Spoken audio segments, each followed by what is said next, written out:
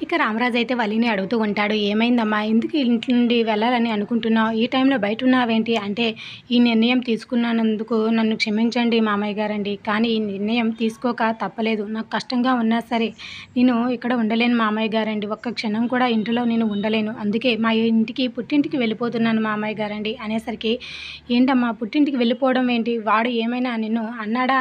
అనేసి రామరాజు అడుగుతూ ఉంటాడు. దాంతో వల్లి అయితే, "మా ఆయన బంగారం అండి. నన్ను ప్రేమగా చూసుకోవడం, ప్రేమించడం తప్ప ఏమీ తెలీదు.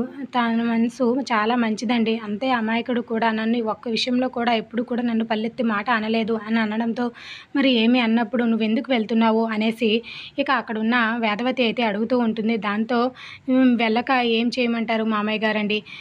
మీకు ఇంతేసి అవమానాలు పక్కింటి వాళ్ళు, ఎదురింటి వాళ్ళ వల్ల జరుగుతూ ఉంటే నేను తట్టుకోలేకపోతున్నాను మామయ్య గారండి. ఇదంతా ఆ పక్కింటి వాళ్ళ వల్లే కదా! మీకు అవమానం జరుగుతూ ఉంటే నా సొంత తండ్రికే జరిగినట్టు నేను ఫీల్ అవుతున్నాను మామయ్య గారండి. ఇంత అవమానం భరించడం నా వల్ల కావట్లేదండి. అందుకే నేను ఒక్క క్షణం కూడా ఇక్కడ ఉండలేకపోతున్నాను. అందుకే ఇక్కడి నుండి వెళ్ళిపోవాలని అనుకుంటున్నాను మామయ్య గారండి" అనేసి ఇక వల్లి అయితే తన డ్రామా ప్లే చేస్తూ ఉంటుంది. అప్పుడు రామరాజు అయితే మాత్రం, "నా సగం జీవితము ఈ అవమానాలు, ఈ గొడవలతోనే సరిపోయిందమ్మా. ఇప్పుడు నాకు కొత్తగా జరిగేదేమీ లేదు. నేను బాధపడడం లేదు. నువ్వేమీ బాధపడొద్దమ్మా" అనేసి రామరాజు అంటే, "మీరు బాధపడొద్దనంత చెప్పినంత ఈజీ కాదండి మామయ్య గారండి. నేను బాధపడకుండా ఉండలేను. ఎందుకంటే నేను ఒక పెద్ద కుటుంబంలోనికి వచ్చానని ఎంతో సంతోషపడ్డానండి. ఉమ్మడి కుటుంబం మీద అంటే నాకెంతో గౌరవం ఉండేది. కానీ ఇలా రోజుకు తగువులు, గొడవలు పడుతూ ఉంటే నేనెంత బాధపడుతున్నానో తెలుసా మామయ్య గారండి. మీ గురించి ఆలోచించకుండా ఎలా ఉంటాను మామయ్య గారండి. ఈ కుటుంబాన్నంతటిని మీరు మీకు రెక్కల కష్టాలతో పెంచారని, ప్రతి ఒక్కరిని కూడా ఎంతో జాగ్రత్తగా చూసుకున్నారని, మీ కళ్ళల్లో పెట్టి చూసుకున్నారని తెలుసుకున్న తర్వాత మీ మీద గౌరవం నాకు ఎంత పెరిగిందో తెలుసా మామయ్య గారండి. మీకు మీ కుటుంబం కోసం, మీ కుటుంబ సంతోషం కోసం బతకడం తప్ప మీకోసం బతకడం తెలీదు మామయ్య గారండి. కానీ నాకొక్కటే బాధగా ఉంది మామయ్య గారండి. మీ విలువ, మీ త్యాగం ఇంట్లో ఎవరు కూడా తెలుసుకోవాలనుకోవటం లేదు మామయ్య గారండి. ఒక్క విషయం కూడా మీ గురించి అర్థం చేసుకోవటం లేదు. మేము మిమ్మల్ని ఒక్క విషయంలో కూడా అర్థం చేసుకోవట్లేదు. అది నాకు బాధగా ఉంది మామయ్య గారండి.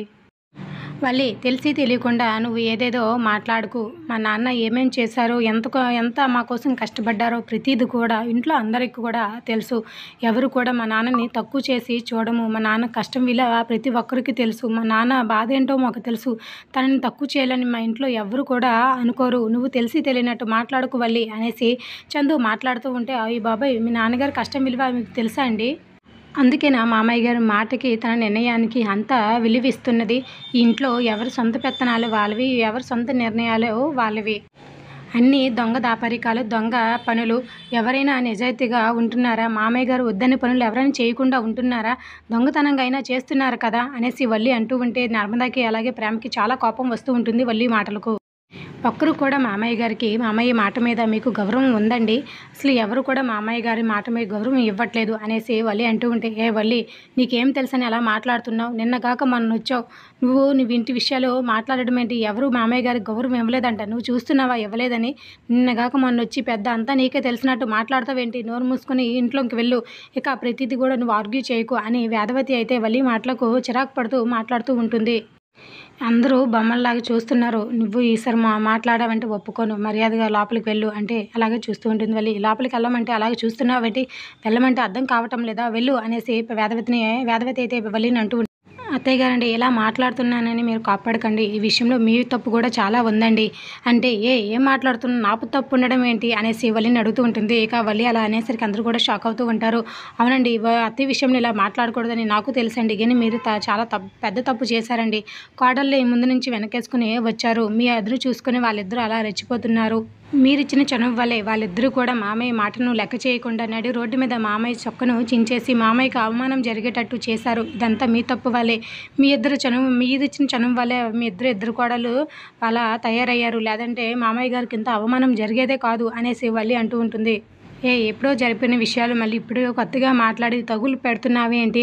జరిగిపోయాయి కదా, ఇప్పుడు నోరు మూసుకుని ఉండకుండా ఏంటి మళ్ళీ రెచ్చగొడుతున్నావు అందరినీ కూడా అనేసి నర్మద చిరాకు పడుతూ వల్లిని అడుగుతూ ఉంటే, "చూసారా మామయ్య గారండి, మామయ్య గారి బాధ నేను అర్థం చేసుకుంటూ ఉంటే ఆ తప్పును వేలెత్తి చూపిస్తున్నందుకు తను ఎలా చిరాకు పడుతుందో, పెద్దవాళ్ళు మాట్లాడేటప్పుడు మాట్లాడకూడదనే ఇంగిత జ్ఞానం కూడా తనకి లేదు" అని వల్లి అంటుంది. ఇదంతా మీరిచ్చిన చనువు వల్లే అత్తయ్య. వీళ్ళు ఇలా నెత్తిన కూర్చొని వాళ్ళకి నచ్చినట్టు మాట్లాడుతూ ఉన్నారు. అందుకే మామయ్య గారికి అంత పెద్ద అవమానం కూడా జరిగింది. ఇదంతా మీ తప్పే అత్తయ్య గారు. ఇలా మాట్లాడుతున్నానని మీరు తప్పుగా అనుకోకండి. కానీ మీ తప్పు కూడా ఉంది. అందుకే మామయ్య గారికి అంత అవమానం జరిగింది. మీరే ఇద్దరు కోడళ్ళి పద్ధతిగా ఉండుంటే ఇంత అవమానం మామయ్య గారికి జరిగేది కాదు అనేసరికి, నువ్వేం మాట్లాడుతున్నావు? అయినా నీ విషయంలో ప్రతి ఒక్కరిని నిందించవలసిన అవసరం లేదు. ఇదేదో ఉంటే తప్పు నేను చేశాను. నన్ను అంటే సరిపోతుంది కదా! అందరిని ఎందుకు నిందిస్తున్నావు అనేసి ఇక వల్లి మాటలకు ప్రేమ అడిగేసరికి, అమ్మ మీతో నేను మాట్లాడటం లేదు. మీ ఇద్దరికి ఒక దండం. మీ ఇద్దరి వల్లే ఇదంతా జరుగుతుంది. మీ ఇద్దరితో నేను మాట్లాడలేను. కానీ మామయ్య గారికి మీ ఇద్దరి వల్లే ఇంత చొక్కా చించి వేరే వాళ్ళు తనను అవమానిస్తున్నారు. మామయ్య గారండి ఇదంతా వీళ్ళ వల్లే అండి జరిగింది. మామయ్య గారండి మీకు ఇంత జరిగిన అవమానానికి మీరు లోపల ఎంత కుమిలిపోతున్నారో నాకు తెలుసండి మామయ్య గారండి. మీ బాధను నేను అర్థం చేసుకోగలను. మీరు ఇక్కడ అర్థం చేసుకోకపోయినా మీ పెద్ద కోడలు మీ బాధను అర్థం చేసుకుంటుంది మామయ్య గారండి. ఇలా మీ బాధను చూస్తూ ఇక్కడ ఒక్క క్షణం కూడా నేను ఉండలేను మామయ్య గారండి. అందుకే నేను పుట్టింటికి వెళ్ళిపోతున్నాను అని తన బ్యాగ్ తీసుకుని వెళ్ళిపోతుంటే వలి అనేసి అందరూ పిలుస్తూ ఉంటారు. ఆయన కూడా వినిపించుకోకుండా ముందుకు వెళ్ళిపోతూ ఉంటుంది. వలి అలా గేట్ వరకు వెళ్ళి గేట్ ఓపెన్ చేసేదల్లా మళ్ళీ ఒక్క క్షణము ఆగి మళ్ళీ వెనక్కి తిరిగి వచ్చి వాళ్ళ మామయ్య ముందుకు వెళ్ళి, నేను ఇక్కడే ఉండిపోతాను మామయ్య గారండి అని అంటుంది. దాంతో ఆలోచన పడుతూ ఉంటాడు రామరాజు అయితే. వీళ్ళందరూ పిలిచారని నేను రాలేదు అండి మామయ్య గారండి. మీ సొంత ఇంట్లో మీరందరూ ఉన్నా కూడా మీరు అనాథ అయిపోయారు మామయ్య గారండి అనేసరికి అందరూ కూడా షాక్ అవుతూ ఉంటారు. ఇక వల్లి మాటలకు, అవునండి మీకోసమే నేను వచ్చాను మామయ్య గారండి. నేను కూడా లేకపోతే మిమ్మల్ని పట్టించుకునేవారు ఎవరు ఉండరు మామయ్య గారండి. అందుకే మీకోసమైనా సరే నా మనస్సాక్షి చంపుకొని ఇక్కడ నేను ఉంటాను మామయ్య గారండి. అప్పుడు రామరాజు అయితే, అమ్మ నువ్వు ఎక్కడికి వెళ్ళొద్దు. నీ మాటలు విన్న తర్వాత జరిగిందంతా చూసిన తర్వాత ఎవరు ఏంటి అనేది నాకు అర్థమైంది. ఎవరు ఎలాంటి వాళ్ళు కూడా నాకు అర్థమైందమ్మా. అందుకే ఇంటికి సంబంధించిన ఒక నిర్ణయం తీసుకోవడం జరిగింది. నా నిర్ణయం ఏంటనేది రేపు ఉదయం చెప్తాను అనేసరికి అక్కడ వాళ్ళు అక్కడ వెళ్ళిపోతూ ఉంటే ఇక చందు అయితే వల్లి ముందుకు వస్తూ ఉంటాడు. ఇక వల్లి అయితే అందరూ వెళ్ళిపోయిన తర్వాత మా అమ్మ చెప్పిన ప్లాను బాగా సక్సెస్ అయింది. రేపు నేను ఊహించినట్టే మా మామయ్య గారు నిర్ణయం తీసుకుంటారు. దాంట్లో డౌటే లేదు అనుకొని ఆలోచిస్తూ ఉంటుంది. అప్పుడే చందు అయితే రావల్లి లోపలికి వెళ్దామని తన లోపలికి తీసుకుని వెళ్తూ ఉంటాడు. పొద్దున్నే ఇక వేదవతి ఎప్పటిలాగా లేచి వాకిలి ముందు ముగ్గేస్తూ ఉంటుంది. నర్మద బయటకు వచ్చి, నేను ముగ్గేస్తాను ఇవ్వండి అత్తయ్య అని అంటే, మీరు మా ఆయనతో పెట్టిన మాటల కంటే ఇది పెద్ద శ్రమ కాదులే అనేసి అక్కడ నుండి వెళ్ళిపోతూ ఉంటుంది. వేదవతి అయితే వెళుతున్న వేదవతిని బాధగా చూస్తూ ఉండిపోతుంది నర్మద. ఇక వేదవతి వంటగదిలోకి వెళ్ళి వంట చేస్తూ ఉంటే ఇక అక్కడికి ప్రేమ వెళ్ళి, ఎందుకు అత్త నా మీద ఇంకా అంత కోపంగా ఉన్నారు అనేసి అడుగుతూ ఉంటుంది. అయినా కూడా వేదవతి ఏమీ మాట్లాడకుండా కూరగాయలు కట్ చేసుకుంటూ ఉంటుంది. ఇక వేదవతి వాళ్ళ కూతురు వచ్చి అమ్మ టీ అని అడుగుతూ ఉంటే ఇక వేదవతి ఎవరికి కూడా ఏమీ సమాధానం చెప్పకుండా మౌనంగా కూరగాయలు కట్ చేస్తూ ఉంటుంది. ఇది మన ఇల్లు అన్నారు కదా అత్తయ్య, నేను పని చేస్తే తప్పేముంది, ఎందుకు నన్ను పని చేయటం లేదు అని ప్రేమ అడుగుతూ ఉంటుంది వేదవతిని. అప్పుడు అమూల్య అని బుద్ధి ఉందా లేదే, టైం ఎంత అయింది, ఇప్పటి వరకు లేచేదా అని అంటే, అమ్మ రోజు లేచిన కంటే నేను అరగంట ముందే లేచానమ్మా అని అంటే, రేపు నుండి గంట ముందే లేవాలి, ఇంటి పనుల్లోనూ వంట పనుల్లోనూ నువ్వే నాకు సాయంగా ఉండాలి, ఎవరి అవసరం నాకు అవసరం లేదు, ఏదో వదిన చెప్పొచ్చు కదా, ఇదేంటి నాకు చెప్తున్నావు, ఇండైరెక్ట్గా నీకు వదిన చెప్తున్నట్టే ఉంది అనేసి అంటే, నువ్వు నార్మీ అనేసి వేదవతి అయితే అమూల్యంగా గదుముతూ ఉంటుంది. బాగా గారం చేసిన ఎక్కించుకున్నాను కదా, అందుకే నేనంటే మీకు లెక్క కానీ విలువ కానీ లేకుండా పోయింది. ఇవి వచ్చి కూరగాయలు కట్ చేయు అనేసి వేదవతి పక్కకు వెళ్తూ ఉంటే, నేను కట్ చేస్తాలే అనేసి ప్రేమ తీసుకుంటూ ఉంటుంది. నీకు చెప్పిన పని నువ్వే చెయ్యు, ఇంకెవరైనా ముట్టుకున్నారంటే కాళ్ళు విరగొడతాను అని చాలా కోపంగా వేదవతి చెప్పి అక్కడ నుండి వెళ్ళిపోతూ ఉంటే ఇక వేదవతి అంత కోపంగా ఉండేసరికి ప్రేమ అయితే చాలా బాధపడుతూ ఉంటుంది. వేదవతి బట్టలు ఆరేస్తూ ఉంటే అక్కడ నర్మద వచ్చి, నేను ఆరేస్తాను అత్తయ్య అన్నా కూడా వేదవతి ఇవ్వదు.